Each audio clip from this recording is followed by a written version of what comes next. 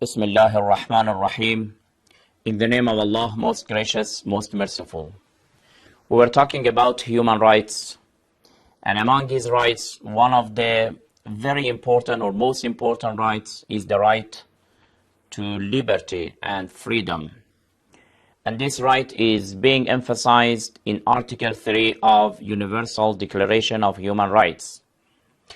Of course, since these programs are Islamic programs and we want to know about the opinion of Islam and the viewpoint of the Holy Quran, we want to give and present the viewpoints of Islam regarding these issues. Therefore, about the right to liberty, we want to talk today that what does it mean? Of course, it is for granted that absolute freedom and liberty is not acceptable by no one. You will not find a person who believes that we are free completely and absolutely. It is impossible. Who says that any person is completely free? There are a lot of laws and regulations in each country. What do they mean? The existence of laws and regulations show that people are not completely free. In any country, there are traffic lights. Do drivers are free to pass the red light? Of course they are not. Why? Because it is a rule. And nobody is allowed to violate this rule. Therefore, we want to say that, for example, anybody is free to kill another person. He is not free. We people, apart from of our nationality or color or in which continent we are living, it is for granted that absolute freedom is not accepted by any community, by any religion. There are limitations. There are borders for our freedom. This is, I think, is very clear and obvious. But the main question here is that what are the borders of freedom? What are the limitations of freedom? How much are we free? To what extent are we free? What are these limits? Who specify these limits? This is the main question. And to answer to this question, there are two main viewpoints. The first viewpoint belongs to the school of liberalism. According to this school, the borders of freedom are the freedom of others. You are free as long as you are not affecting the freedom of your colleagues. I am free as long as I am not affecting or injuring the freedom of my neighbor. The limits for the freedom of any person is the freedom of others.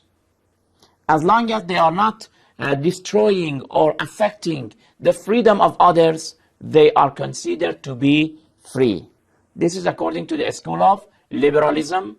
And today, in many countries, or especially in the Western countries, this is what they believe. And they say that this is one of our honor to say that human beings and people are free in our societies and communities.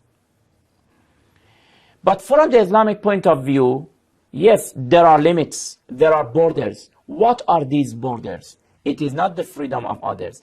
It is the welfare of any individual. It is the interests of any individual person.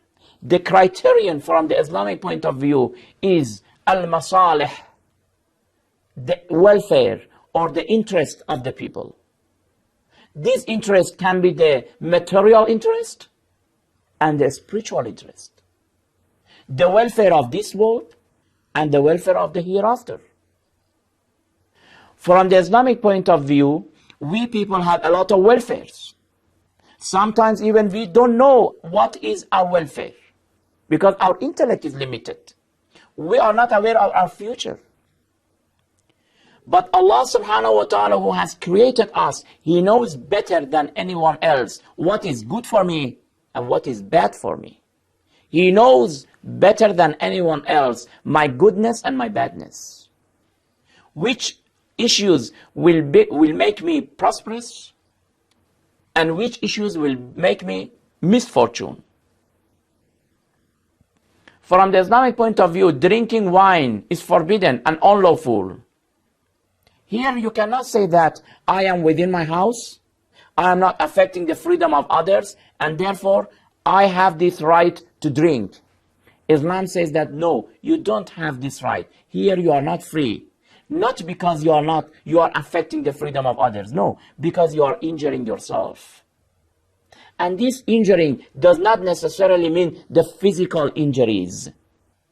Of course, today the science has proved that it has a lot of dangers. It has a lot of harms to our body and to our safety, the safety of our intellect. But Islam's commands, Islam's verdicts are not only because of the physical injuries. Sometimes Islam is forbidding some issues because it is affecting our spirit. The safety of our spirit also is important. As your physical safety is important, your spiritual safety also is important. From the Islamic point of view, your safety, your prosperity, not only in this world is important, but also in the hereafter also is important. You are not free not to observe the prayer. You are not free not to offer the fasting or Hajj. Maybe you don't know what are the benefits of them, but Allah subhanahu wa ta'ala knows better than you that they are good for your welfare.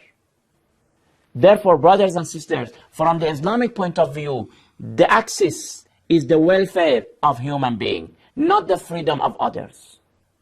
We will enjoy of these types of the verdicts of Islam that our welfare is being taken into consideration. And that is the main criterion.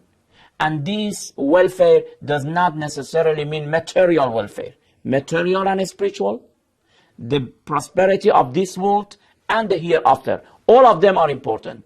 And this is why that in Islam we are obliged to do or not to do specific issues. All the commands of Islam are based on these welfare. Al-ahkam tabi'un lil-masalih. This is one of the rules for our scholars, for our jurisprudence, that they say the commands of Islam, the verdicts of Islam, all of them are based on the welfare or interest of human being, whether we understand them or we don't. But Allah subhanahu wa ta'ala is there. He knows everything. And He is all-wise, and He is very just. He is not oppressor. We will continue about the right of freedom of speech in next program. Until then, thank you very much. Wassalamu alaikum wa rahmatullahi wa barakatuh.